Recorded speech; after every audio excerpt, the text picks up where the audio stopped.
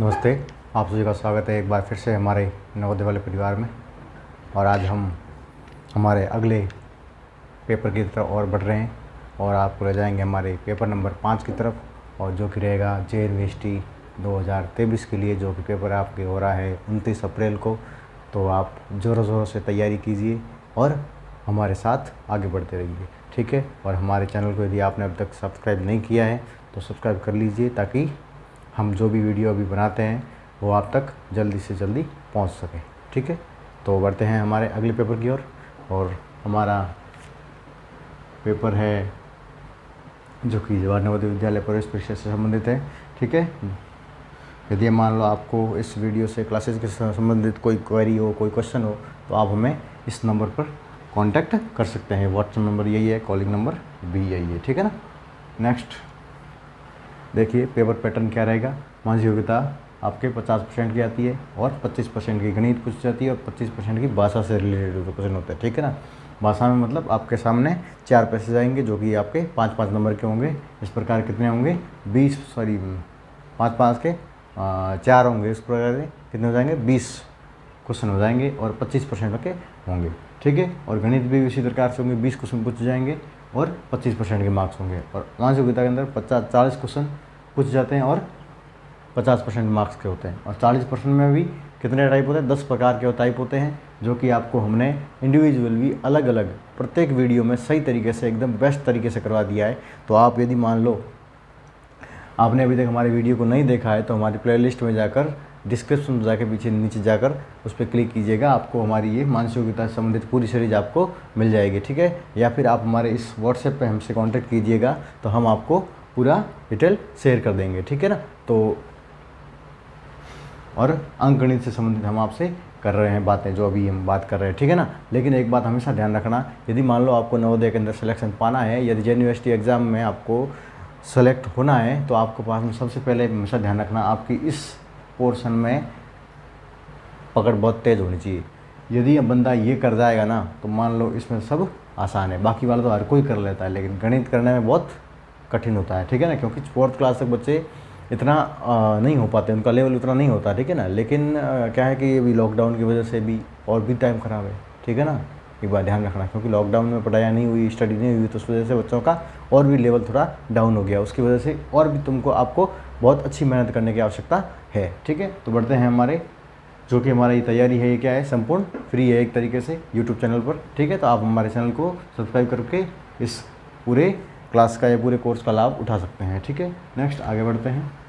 पहला प्रश्न जो कि क्या दे रखा है 943 मतलब 9 4 3 7 6 4 2 में प्रयुक्त 4 का स्थानीय मान ज्ञात कीजिए। जो ये संख्या दे रखी है इसमें 4 का स्थानीय मान फाइंड करना। अब देखिए कुछ नहीं करना, 4 के स्थानीय मान का अंतर फाइंड करना। अंतर देखो इसमें 4 दो जगह दे रखे हैं, एक तो 4 ये यहाँ पर इकाई और दाई अंक पे रहा, ठीक है। दूसरा 4 इकाई दाई सैकड़ा हज़ार 10,000 लाख अंक पे रहा है। कौन से पे है, लाख डिजिट पे है, ठीक है ना। तो देखो पहले 4 का निकाल लेते हैं। पहले 4 का स्थानीय मान क्या होगा, पहले 4 का स्थानीय मान देखो 4 से बाद में कितने डिजिट है 1 2 3 4 5 है, तो 5 जीरो लग जाएंगे, 1 2 3 4 और 5। फिर दूसरा 4 कितने बाद है दाई अंक पे, तो ये इकाई और ये दाई पे रख दिया और 0 का 0 आ गया, पीछे एक डिजिट था ना, तो 0 का 0। अब इसको घटा लो, 0 में से 0 गया 0, 10 में 4 गया 6, 9 का 9, 9 का 9, 9 का 9 और 3 का 3, 3 9 60, ऑप्शन नंबर सी सही। वह कौन सी संख्या है जिसे 23 से भाग देने पर भागफल 29 और शेषफल 11 आता है, ठीक है ना। तो पहले तो सबसे पहले तो एक बात हमेशा ध्यान रखना, हाँ अब जो कह रहा है ना वो करते जाओ। जो कह रहा है जैसे मान लो इसको हम क्या कहते हैं, भाज्य, ये होता है भाजक, यह होता है भागफल, ठीक है। और नीचे आता है शेषफल। इंग्लिश में कहो तो इसे बोलते हैं डिवीज़र, इसको बोलते हैं डिविडेंट, इसको बोलते हैं क्वोशेंट, इसको बोलते हैं रिमाइंडर, ठीक है। सबसे पहले एक बात देखिए क्या बोला इसने, 23 से भाग दे, मतलब 23 से भाग देना है, मतलब 23 का भाग नहीं कर, 23 से भाग देने पर जिसे वह संख्या कौन सी है जिसे 23 से भाग देने पर, इसका मतलब 23 से भाग देंगे, इसका मतलब 23 कहाँ होगा, यहाँ पे होगा, ठीक है। फिर क्या बोला, भागफल 29 आता है, भागफल कहाँ है, यहाँ आ जाएगा। फिर क्या बोला है, शेषफल 11 आता है, मतलब शेषफल नीचे 11 आता है। अब बोला वो कौन सी संख्या है, मतलब हमको वो संख्या फाइंड करनी है कि भाई जिसमें यदि 23 का भाग दे तो 29 क्या है, भागफल आए, और 11 क्या शेषफल आए। तो बहुत सिंपल तरीका है, क्या है, हमेशा ध्यान रखना, यदि मान लो आपको ये भाज्य फाइंड करना है, क्या फाइंड करना है, भाज्य फाइंड करना है, तो उसका सिंपल तरीका है भागफल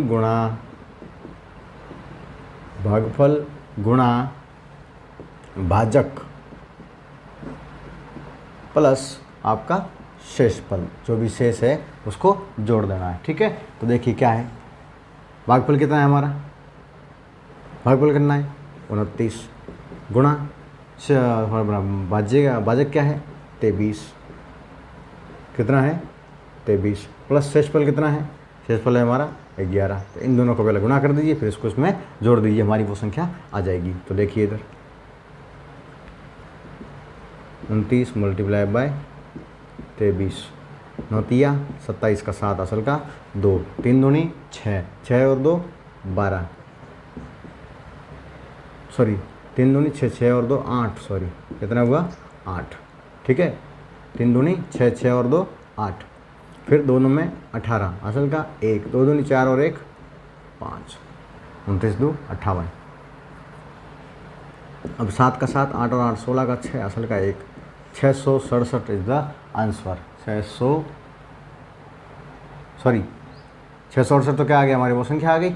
अब गुणा करने के बाद आ गई, अब इसमें 11 जोड़ दो, उसमें 11 जोड़ दो, 7 में 1 जोड़ा 8, 6 में 1 जोड़ा 7, 6 का 6, 678 हमारा क्या रहेगा, ऑप्शन नंबर ए। सही आंसर क्या होगा, ऑप्शन नंबर ए। ठीक है,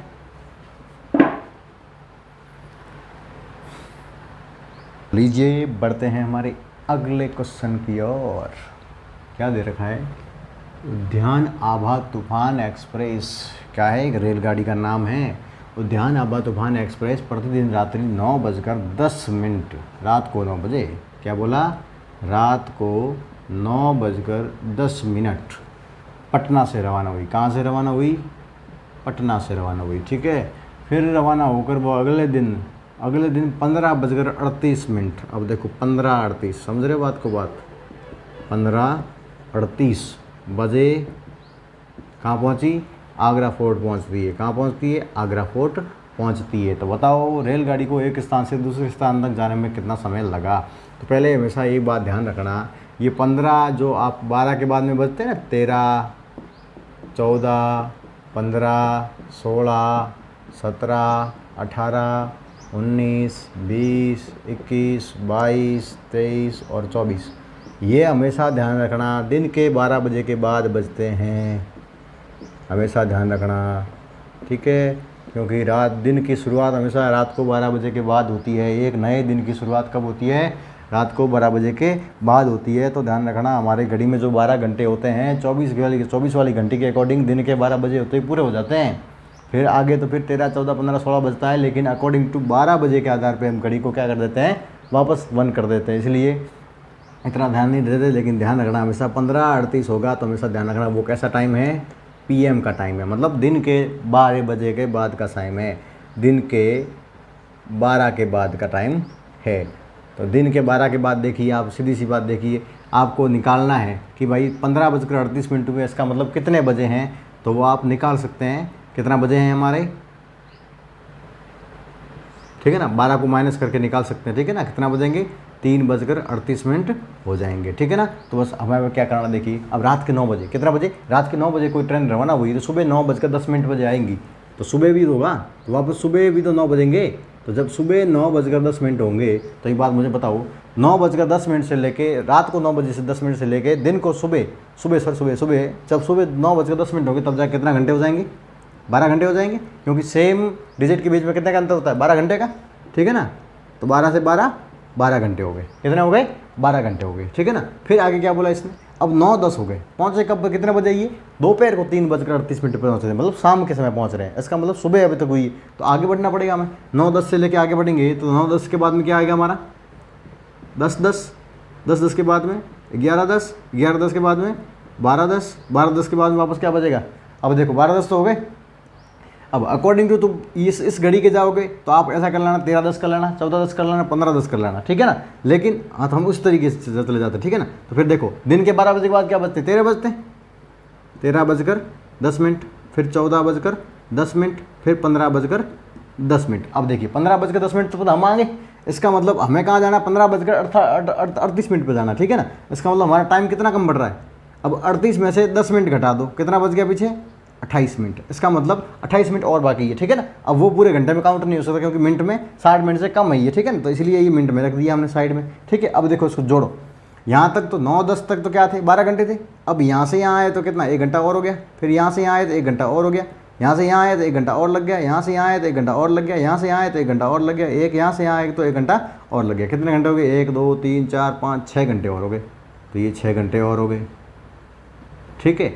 और ये 28 मिनट एक्स्ट्रा पड़े हैं। तो 6 घंटे 28 में जोड़ दो, 12 और 6, 6 और 2 8, और एक ये 18 घंटे 28 मिनट का समय लगेगा। 18 घंटे 28 मिनट। ऑप्शन नंबर सी सही, ऑप्शन नंबर सी सही। तो बढ़ते हैं हमारे अगले क्वेश्चन की ओर, जो कि ये रहा आपके स्क्रीन पर। यदि संख्या क्या दे रखा है, 5, ठीक है, 5 स्टार 1 6 8, ठीक है। ये संख्या दे रखी है, 3 से पूर्णतः विभाजित हो तो तारांकित, जो तारा किया हुआ उसको बोलते हैं तारांकित स्थान के अंक का सबसे छोटा मान निम्नलिखित में से क्या होगा। मतलब यहाँ पर इन चारों ऑप्शन में से कौन सी छोटी संख्या यहाँ पे रखा, मतलब बड़ी नहीं रखनी हो, छोटी संख्या कौन सी आएगी इधर, इन ऑप्शनों में से सबसे छोटी कौन सी संख्या आएगी जो इसके अंदर, यहाँ कौन सी रखें कि ये संख्या 3 से पूरा पूरा विभाजित हो जाए, मतलब 3 का भाग इसमें पूरा पूरा चला जाए। तो 3 के भाजकता का नियम वही होता है जो 9 का होता है, ठीक है ना।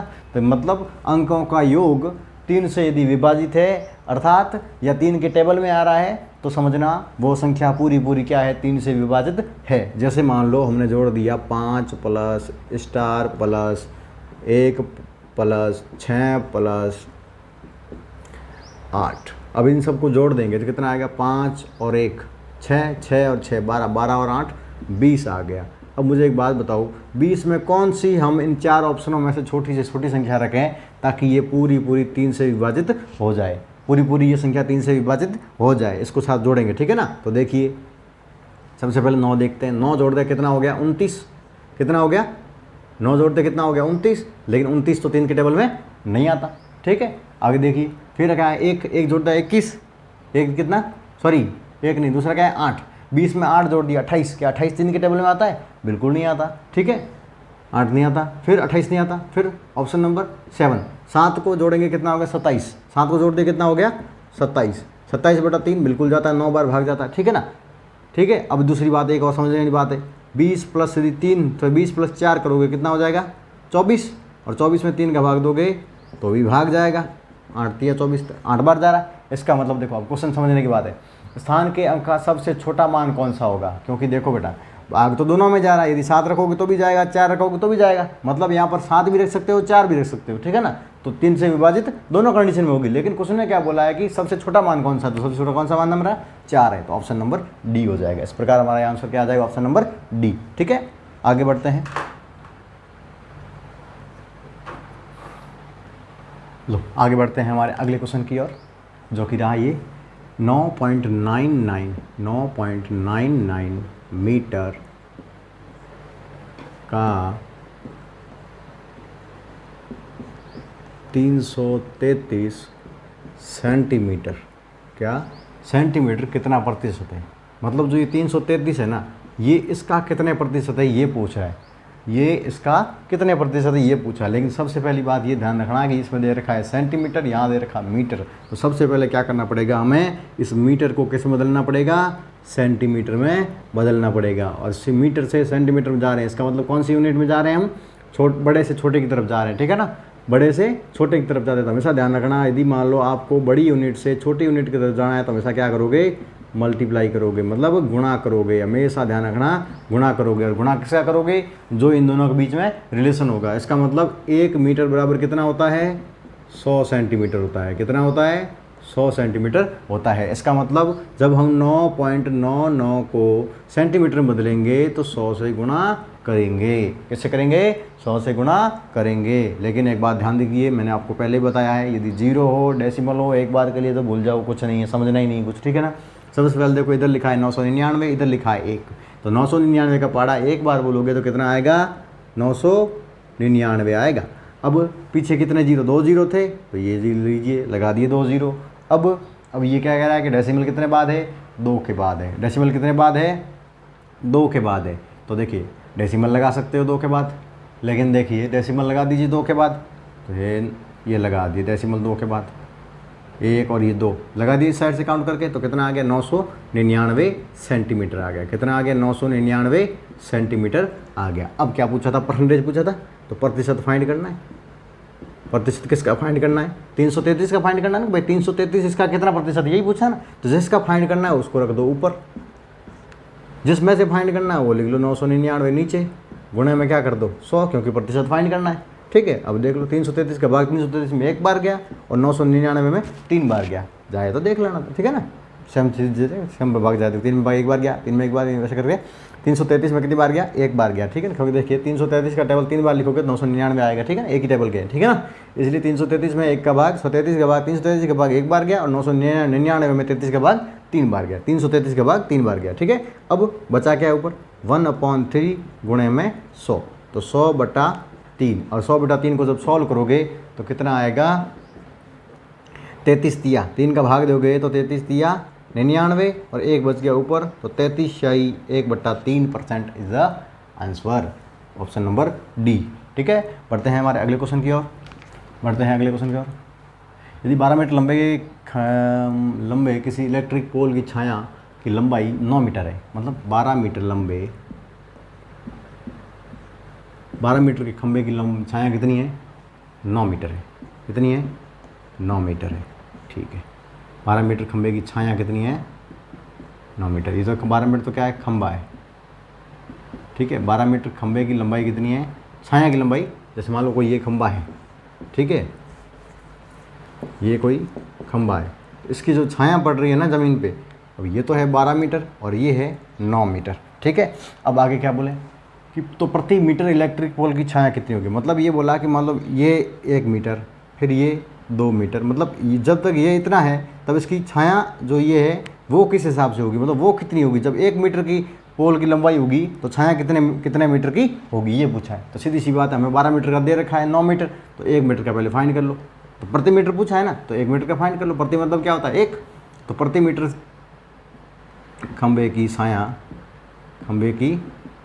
छाया क्या हो जाएगा? 9 में क्या करो? 12 का भाग दे दो, 9 में क्या दे दो? 12 का भाग दे दो। अब इसको सॉल्व कर लीजिए। अच्छा, क्या पूछा हमें? छाया पूछ रहा है ना,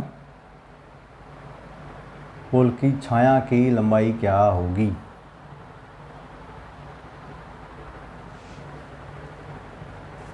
ठीक है। अब देखो कितना आ गया? 9/12 मीटर, 9/12 मीटर, 9/12 मीटर, क्योंकि देखो ये मीटर में, ये भी मीटर में, तो आंसर आएगा वो किस में आएगा? मीटर में। लेकिन देखो ऑप्शन में देखो सारा किस में दे रखा है? सेंटीमीटर में। तो अभी हमने थोड़ी देर पहले सीखा था कि यदि आपको मीटर से सेंटीमीटर में बदलना है तो 100 का क्या करोगे? गुणा करोगे। तो 9/12 गुणा 100।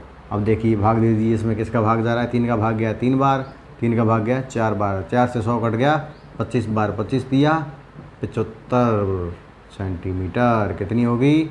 प्रति मीटर पर 75 सेंटीमीटर की छाया बनेगी। प्रति मीटर मतलब यदि 1 मीटर है तो छाया कितनी बनेगी? 75 सेंटीमीटर की छाया बनेगी, ठीक है। तो बढ़ते हैं हमारे ऑप्शन नंबर कौन सा? बी आंसर सही हो जाएगा, ठीक है। बढ़ते हैं अगले क्वेश्चन की ओर। कितने समय में 1260 रुपये की धनराशि 5% वार्षिक ब्याज साधारण ब्याज की दर से 1323 हो जाएगी? अब देखो क्या क्या दे रखा है, कितने समय में 1260 की धनराशि, मतलब मूलधन कितना है?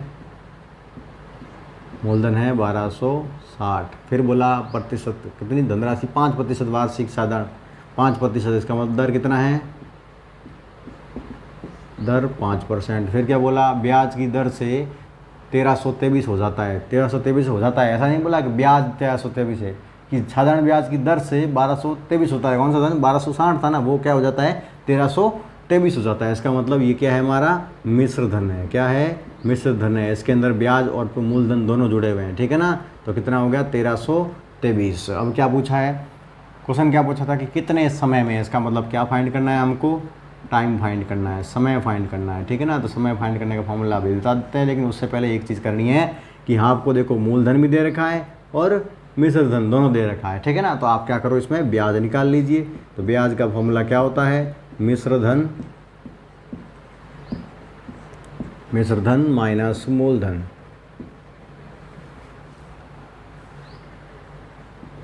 मिश्र धन माइनस मूलधन।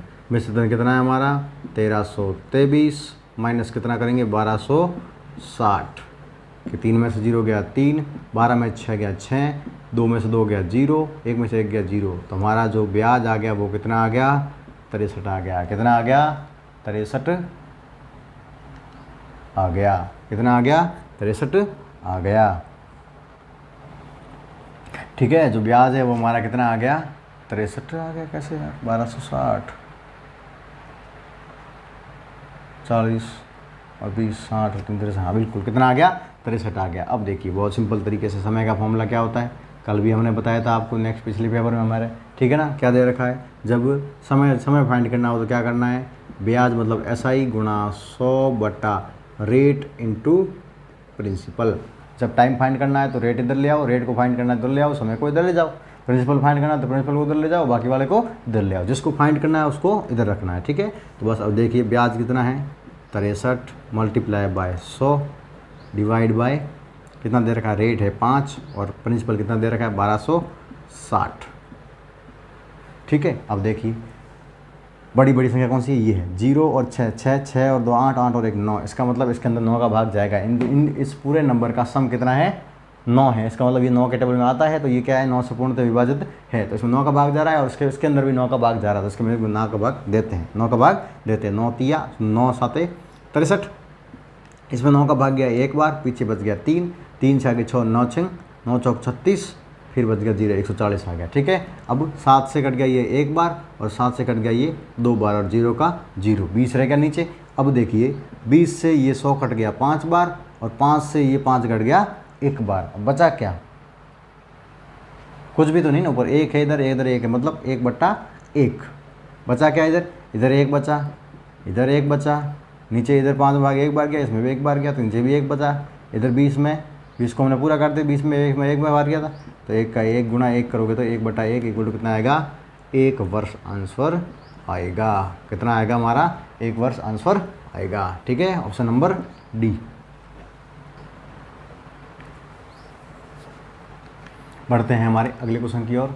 एक बक्सा जिसकी लंबाई चौड़ाई ऊंचाई क्रमशः 4 फुट 2.5 फुट और 1.5 फुट दे है तथा का आयतन क्या होगा, वॉल्यूम फाइंड करना। वॉल्यूम ऑफ की वर्ड देखो, लंबाई चौड़ाई ऊंचाई तीनों है, तो ये क्या एक तरीके से हमारा घनाभ है। क्या है, इसको क्या बोलेंगे घनाभ बोलेंगे। क्या बोलेंगे घनाभ, ठीक है। तो घनाभ का फॉर्मूला क्या होता है, लंबाई गुणा चौड़ाई गुणा ऊंचाई, किसका आयतन का। घनाभ का आयतन क्या होता है, लंबाई गुणा चौड़ाई गुणा ऊंचाई। तो लंबाई हमारी सब किस में दे रखी है, फुट में दे रखी है, जो आंसर है वो भी किस में फुट में है, तो कोई प्रॉब्लम नहीं है। देखिएगा 4 गुणा, अब देखिए पहले इसको सिंपल बदलिए, 2 को 2 से गुणा करेंगे, 2 दूनी 4 और इसको इसमें जोड़ दो, तो 4 और 1 कितना हो गया 5/2। फिर इसको सिंपल बदलना है, 2 एकम 2, 2 और 1 3/2, ठीक है ना। इसको सिंपल बदल दिया, कितना आ गया 5/2 फुट गुणा 3/2 फुट। इसको सॉल्व कर लो, बस हो जाएगा। क्या है, अब ये से डिवाइड हो गया 2 बार, फिर इस 2 से ये 2 कट गया, 5 तिया।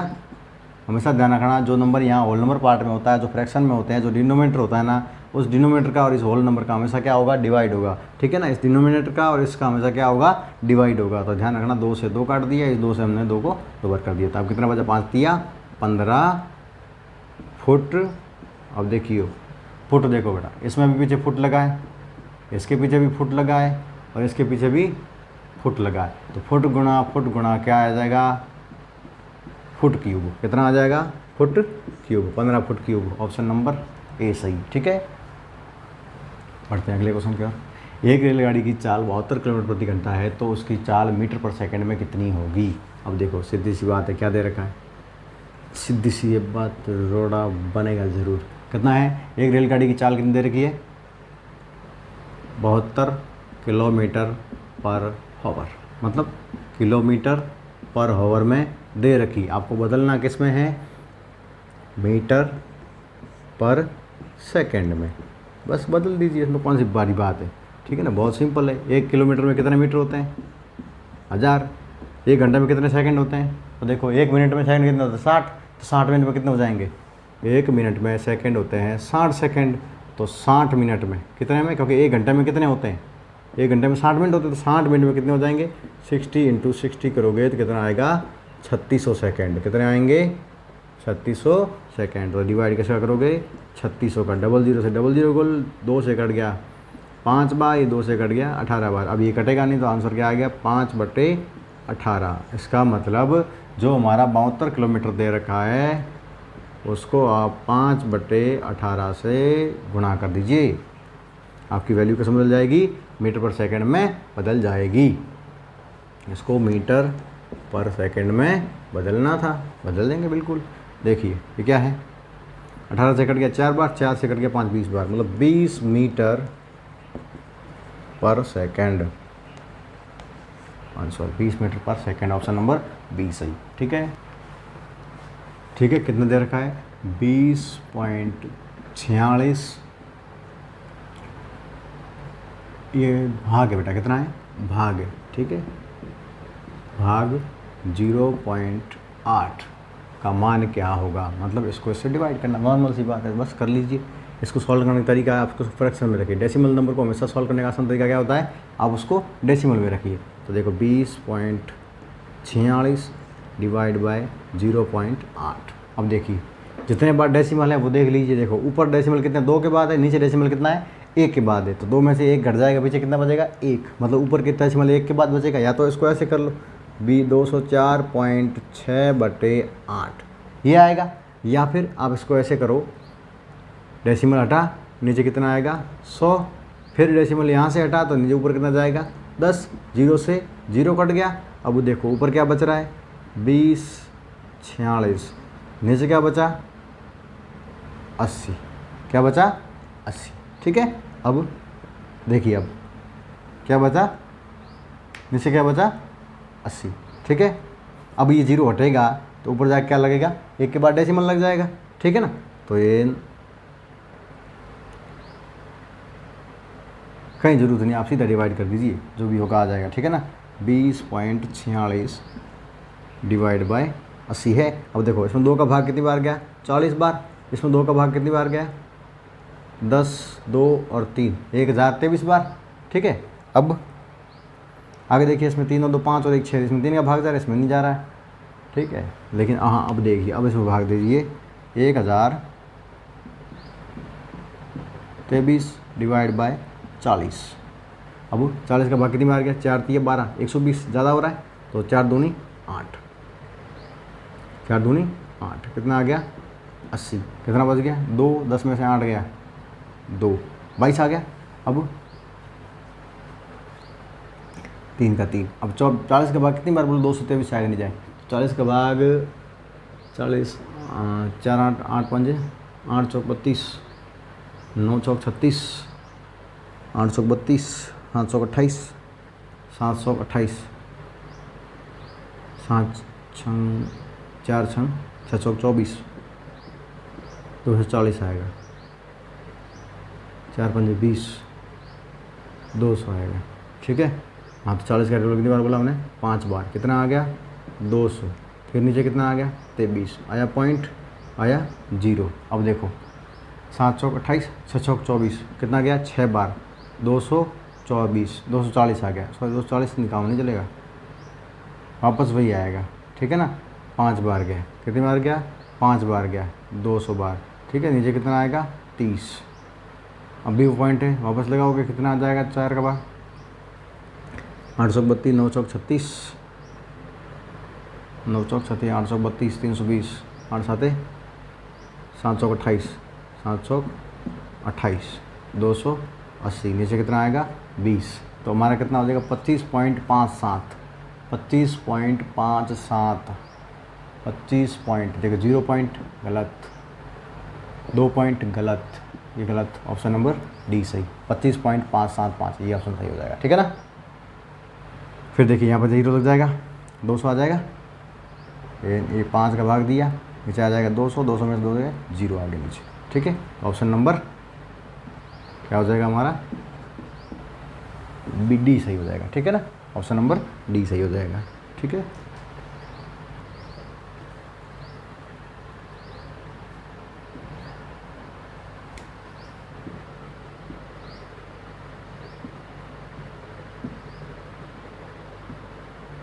(20.46 डिवाइड बाय 0.8), डेसिमल देखिए नीचे 1 के बाद है, ऊपर 2 के बाद है, तो डेसिमल क्या करेगा डिवाइड में घट जाता है, तो 2 के बाद से 1 के बाद वाला घटेगा, तो पीछे कितना बचेगा 204.6/8। अब 8 का भाग इसमें दे दीजिए,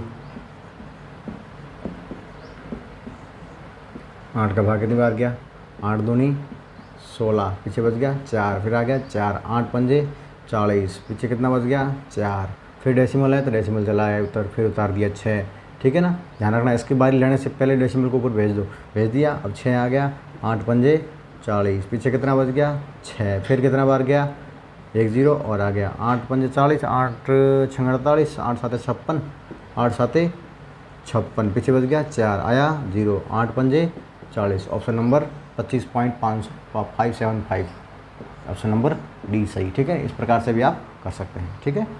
बढ़ते हैं अगले क्वेश्चन की ओर। 9 गुणा 12/10, 12/10, बहुत सिंपल है, 12 नम्मा 108, 12 नम्मा 108, 10 नीचे है, तो देखो जब ये नीचे वाला 1 0 उठेगा तो ऊपर जाकर कितने बार डेसिमल लगेगा 1 के बाद, तो देखिए 108 लिख दिया, डेसिमल 1 के बाद इधर से ये लग गया 10.8, 10.8, ऑप्शन नंबर बी सही, ठीक है। बढ़ते हैं आगे क्वेश्चन की ओर। एक व्यक्ति का प्रति माह आमदनी आय इनकम, प्रति महीने की मंथली इनकम कितनी है उसकी 3600 रुपये है, कितना है 3600 रुपये इनकम है उसका, ठीक है। फिर बोला यदि वह अपनी आय का 20% बचत करता है, मतलब सेविंग कितना करता है वो 20% बचाता है, ठीक है। इसका मतलब खर्च कितना करता है वो 80%, क्योंकि टोटल अपने आप में इनकम कितनी होती है 100%, तो 80% क्या करता है खर्च करता है। फिर क्या बोला करता है, तो उसका मासिक खर्च क्या है, खर्च पूछा है, क्या पूछा है खर्च पूछा है, तो सीधी सी बात है, हमने क्या बोला इनकम पूरी कितनी 3600, सेविंग कितनी 20%, तो देखो अपने आप में इनकम ये अपने आप में क्या है 100% है, ठीक है ना। तो हम कहेंगे कि 20% खर्च कर लिया तो बचा कितना हमारा 80%। अब पूछा क्या है कि उसका मासिक खर्च कितना है, खर्च ही पूछा है, तो 80% निकाल लो 3600 का, 3600 क्या निकाल लो 3600 का 80%, ठीक है। तो 3600 गुणा 80, परसेंटेज हटेगा, नीचे क्या आ जाएगा 100, डबल जीरो से डबल जीरो, अब इसको इससे गुणा कर लो, 8 6 48, पर इसे देखो 36 गुणा 80 कर लो, 8 6 48 का 8 हासिल का 4, 8 3 24, 8 3 24, 24 और 4 28, 0 का 0, कितना आ गया 2880 रुपये, 2880 रुपये, ऑप्शन नंबर बी सही, ठीक है ना। इसको आप दूसरे तरीके से भी कर सकते हो, सेविंग का आप सेविंग निकालोगे, पहले 20% निकालोगे 3600 का, फिर उसको निकाल के फिर 3600 में से घटाओगे तो फिर भी क्या आएगा 2880 आएगा, इससे अच्छा आप डायरेक्ट कर दीजिए तो आपका आसान तरीके से हो जाएगा, ठीक है ना। नेक्स्ट बढ़ते हैं अगले क्वेश्चन की ओर, ठीक है, बढ़ते हैं, ठीक है। 60 का 30%, क्या बोला है, जो बोला है वैसे करते जाओ, 60 का 30% प्लस 150 का 60% का मान क्या होगा, सॉल्व करना है इसको, बस क्या दे रखा है 60 का 30%, तो 60 का 60 का बदल जाएगा गुणे में, फिर 30 का 30% हटेगा, नीचे आ गया 100 प्लस 150 का 150 का हो जाएगा गुणा, 60 को 60% हटा, नीचे आएगा 100। आई समझ इतना बात बिल्कुल आ गई। अब देखो आगे सॉल्व करते हैं, इसको अलग सॉल्व करना, इसको अलग सॉल्व करना, ठीक है ना, इन दोनों को मिलाना नहीं है, इससे इसको नहीं काट सकते, इसको इससे नहीं काट सकते, एक बात ध्यान रखना क्योंकि बीच में प्लस का साइन है, ठीक है ना। तो देखिए 0 से 0 कट गया, 0 से 0 कट गया, कितना बचा 6 3 18, फिर 0 से 0 कटा, 0 से 0 कटा, 15 छक्के 90, 15 छक्का 90, 90 और 18 कितना हो गए 108, जोड़ दो कितना हो जाएगा 108। Option number A, option number A सही। 138 में 7 का स्थानीय मान क्या होगा? अब देखिए मैं सबका स्थानीय मान आपको बताता हूँ कैसे फाइंड करना है, ठीक है ना। अब देखिए इधर 6.4738 में 7 का स्थानीय मान, 7 का स्थानीय मान पूछा है, 7 की प्लेस वैल्यू पूछा है, तो मैं सब की प्लेस वैल्यू फाइंड करके दिखाता हूँ। अब देखिए हमेशा ध्यान रखना, इसकी प्लेस वैल्यू होती है 1, इसकी प्लेस वैल्यू होती है 1/10, इसकी प्लेस वैल्यू होती है 1/100, इसकी प्लेस वैल्यू होती है 1/1000, 1/1000, ठीक है ना। इसकी प्लेस वैल्यू होती है 1/10,000, ठीक है। तो देखिए इसकी प्लेस वैल्यू निकालनी है तो 1 से गुणा कर दो, 6 को 1 से गुणा कर दो तो 6 की प्लेस वैल्यू आ जाएगी 6। फिर इसकी 4 की फाइंड करनी है तो 4 को किससे गुणा करो 1/10 से करो, क्योंकि इसकी प्लेस वैल्यू क्या होती है 1/10, तो ये 1/10, 4 को 1 से गुणा किया कितना आ गया इसकी प्लेस वैल्यू 4/10। फिर 7 की है तो 7 की प्लेस वैल्यू फाइंड करने का तरीका क्या है, 7 का 7 लिख लिया, गुणे में क्या करो 7 की प्लेस वैल्यू क्या है 1/100 है, 1/100 है, तो इसका वैल्यू कितना हो जाएगा 1/100। 7 को 1 से गुणा किया 7 और नीचे कितना आ गया 100, तो 7/100 हमारा कहाँ है ऑप्शन नंबर सी, ठीक है ना। अकॉर्डिंग टू क्वेश्चन हमारा आंसर क्या है ऑप्शन नंबर सी। लेकिन अब देखो इसकी प्लेस वैल्यू क्या हो जाएगी 3 गुणा इसकी प्लेस वैल्यू क्या है 1/1000, तो ये 1/1000 गुणा करोगे कितना आ जाएगा 3/1000, ठीक है ना। उसी प्रकार 8 का निकालोगे तो 8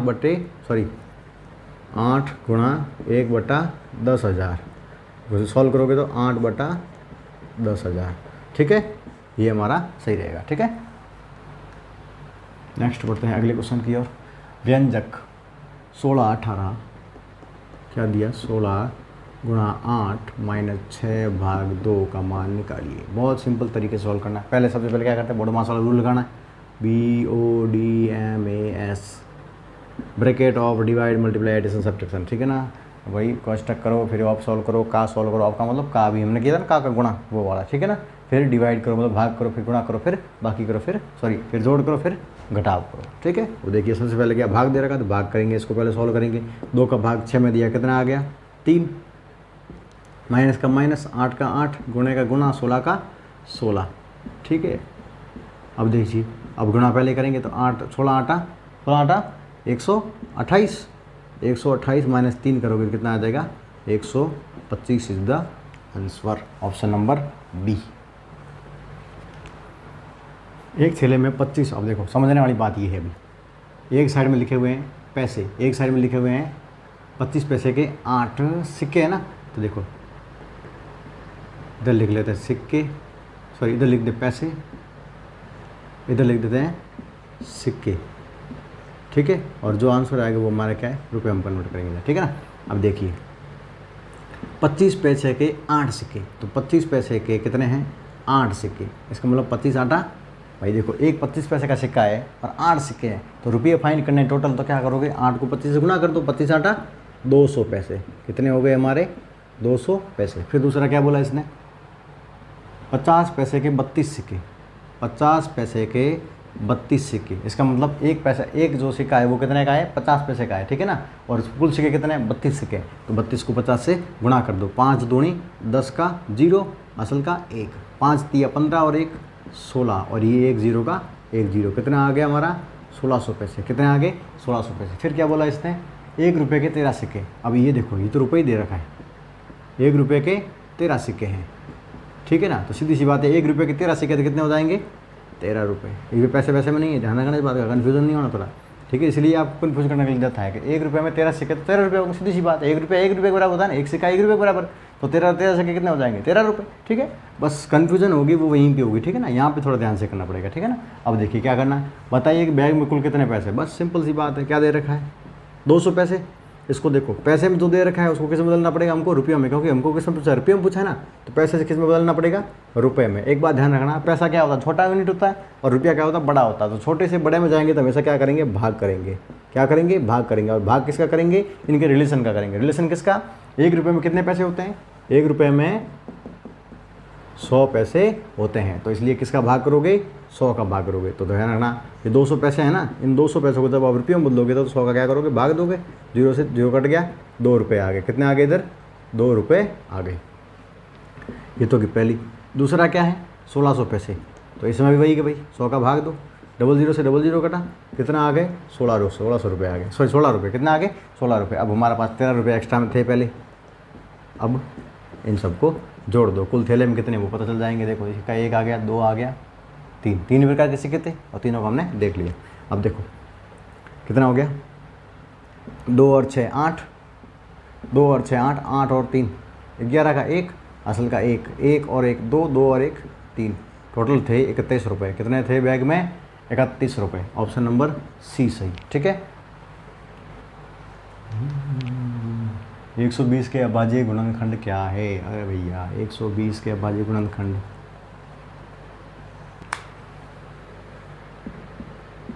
पहले देखो अभाज्य गुणनखंड निकालना तो क्या करोगे, अभाज्य मतलब ऐसे गुणनखंड निकालना जो क्या हो प्राइम नंबर हो। ठीक है ना, ऐसे गुणनखंडी संख्या के जो क्या हो प्राइम नंबर हो। ठीक है ना। तो पहले सबसे पहले 2 होता प्राइम नंबर, 2 का भाग दिया कितने बार गया, 2 का भाग 12 में कितना गया, 6 बार, और 0 का 0 मतलब 12, 2 120 का आधा कितना होता है, 60 होता है। फिर 2 का भाग दिया जा रहा है, कितनी बार गया, 30 बार। फिर 2 का भाग दिया कितनी बार गया, 15 दूना 30, 15 बार। फिर 2 का भाग जाएगा नहीं तो किसका जाओगे, अगला नंबर, अगला प्राइम नंबर कौन सा है, 3, तो 3 का भाग दो, 3 पंजे 15। ठीक है, 5 बार गया।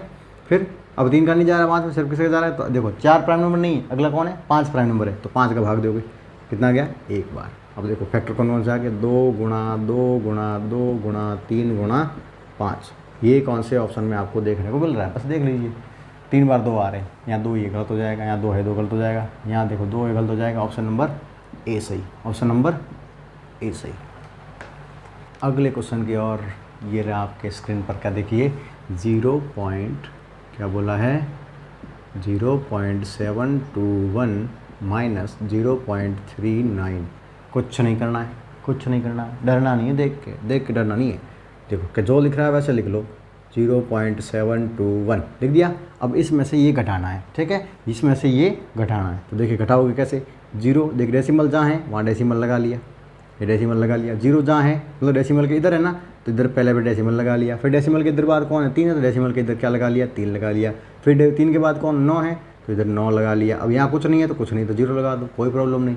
ठीक है, आगे देखिए, 1 में से 0 कट गया, 1 आ गया, 12 में से 9 गया, देखो हासिल लेंगे। ठीक है, 12 में से 9 गया, पीछे कितना बच गया, 3 बच गया। फिर 6 में से 3 गया, पीछे कितना बच गया, 3 बच गया। डेसिमल का डेसिमल और 0 का 0, 0.331, 0.331। Option number A. एक घड़ी, एक दीवार घड़ी, दीवार नहीं दीवार घड़ी, ठीक है ना। एक दीवार घड़ी 180 में खरीदी गई, मतलब सीपी मतलब क्रय मूल्य कितने में खरीदी गई, तो कितने में खरीदी गई है, 180 रुपये में खरीदी, तथा 240 रुपये में बेच दिया, मतलब विक्रय मूल्य मतलब बेच दिया उसको, बेचने वाली प्राइस, सेलिंग प्राइस कितनी है इसकी, 240 रुपये। फिर बोला इस व्यापार में लाभ प्रतिशत कितना हुआ, तो पहले आपको ये फाइंड करना पड़ेगा कि लाभ कितना हुआ है। लाभ प्रतिशत तो बाद की बात है, पहले तो लाभ तो बताओ, लाभ कितना हुआ है। तो लाभ ज्ञात करने के लिए फॉर्मूला क्या होता है, लाभ ज्ञात करने का फॉर्मूला क्या होता है, कोई भी यदि लाभ कब होता है, जब हम किसी भी वस्तु को कम रुपए में खरीदेंगे और ज़्यादा हम बेचेंगे तो फायदा होगा। तो फायदा निकालने का फॉर्मूला क्या है कि जितने में हमने वस्तु को बेचा है ना, उसमें से जितने में हम खरीद के लाए हैं उसको घटा दो। इसका मतलब SP माइनस CP, मतलब विक्रय मूल्य माइनस क्रय मूल्य। ठीक है, तो विक्रय मूल्य माइनस क्रय मूल्य, विक्रय मूल्य कितना हमारा 240 माइनस क्रय मूल्य कितना है हमारा 180, घटाओगे तो 0 में से 0 गया, 14 में से 8 गया, पीछे बच गया 6, फिर 1 में से 1 गया 0। तो लाभ कितना हो रहा है हमारे 60 रुपये का लाभ हो रहा है। अब देखो लाभ परसेंट यार फॉर्मूला क्या होता है, हमेशा ध्यान रखना, लाभ या हानि परसेंट। लाभ परसेंट का फॉर्मूला क्या होता है, लाभ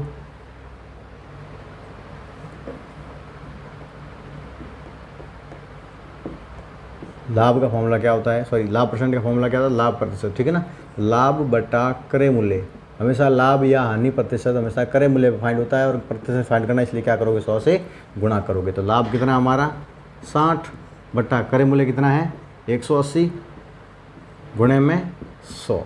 ठीक है, अब सॉल्व कर दीजिए, 0 से 0 कट गया, 6 से कट गया 1 बार, 6 से कट गया 3 बार। तो 100 में क्या करोगे आप 3 का भाग दोगे, तो 100 का 3 टुकड़े क्या होते हैं 3 का भाग 10 में कितनी बार गया, 3 बार गया, फिर बच गया 1 बच गया, फिर 10 आ गया, फिर 3 का भाग 3 बार गया, फिर कितना बच गया 1 बच गया, फिर नीचे 3 आ गया, मतलब 33 दिया 1/3%। ठीक है, ऑप्शन नंबर डी। यदि हानि प्रतिशत फाइंड करना है तो पहले हानि फाइंड कर लो, और हानि फाइंड करने के बाद में यहाँ हानि रखो और वापस करे मूल्य नीचे रखना और गुणा 100 कर दो। ठीक है, और हानि निकालने का फॉर्मूला क्या होता है, उल्टा हो जाता है, करे मूल्य माइनस विक्रय मूल्य होता है। ठीक है, क्योंकि हानि कब होगी, जब हम कोई वस्तु को ज़्यादा पैसों में खरीदेंगे और बेचेंगे कब, कम पैसों में, तो ज़्यादा में से कम घटेगा तो CP माइनस SP होगा। ठीक है, लॉस का क्या होता है, लॉस इक्वल टू होता है CP माइनस SP। ठीक है ना, फिर लॉस प्रॉफिट, लॉस परसेंट निकालना हो तो लॉस बटा CP गुणा 100 कर दो। ठीक है, आगे बढ़ते हैं हमारे अंतिम क्वेश्चन की ओर, जो कि रहा आपके स्क्रीन पर ये 3, 4, 12, 9 का लघुत्तम समापवर्ती क्या होगा। बहुत सिंपल तरीके से दे रखा है, LCM फाइंड करना है। 3, 4, 12 और 9 कर दीजिए। 3, 4, 12 और 9 का, तो पहले सबसे पहले 2 का भाग दो, 2 का भाग 3 में जा रहा नहीं, 4 में जा रहा है, 3 में नहीं जा रहा, 3 का 3, 4 में जा रहा है तो 2 बार गया, 2 दूनी 4, 6 में जा रहा है, 12 में जा रहा है 6 बार। ठीक है, फिर 9 में नहीं जा रहा तो 9 का 9 लिख दिया, फिर 2 का भाग जा रहा है, बिल्कुल जा रहा था, और 2 और 6 में जा रहा है तो 2 का भाग दिया, 1 बार गया, 6 में 3 बार गया, अब 9 का 9, 3 का 3। अब देखिए इसमें 3 का जा रहा है, इसमें 3 का जा रहा है, इसमें भी 3 का जा रहा है, तो अब किसका दोगे, 3 का भाग दोगे, तो 3 का दे दिया। 3 में 3 का भाग 1 बार, 1 में 1 बार, 3 में 1 बार, और 3 में 9 में 3 बार, फिर वापस 3 का भाग जा रहा है, 1 1 1 और 1। अब इसको गुणा कर लीजिए, 3 गुणा 3 गुणा 2 गुणा 2, 3 तिया 9, 9 9 दूनी 18, 18 दूना 36, ऑप्शन नंबर डी। ठीक है, इस प्रकार आपका ये पेपर नंबर 5 हमारा यहीं पे समाप्त होता है। ठीक है, और हमें दीजिए इजाज़त, और हमारे इस वीडियो को, इस सेशन को, इस क्लास को ज़्यादा से ज़्यादा लोगों में शेयर कीजिए, ताकि हमें और भी इस प्रकार की वीडियो लाने का मौका मिले आप तक। और हमारे चैनल को सब्सक्राइब कर दीजिए और बेल आइकन भी दबा दीजिए, ताकि हम जब भी आपके सामने वीडियो लेकर हाजिर होंगे तो आपको हमारा नोटिफिकेशन मिल जाएगा। ठीक है, thank you, best of luck and good luck.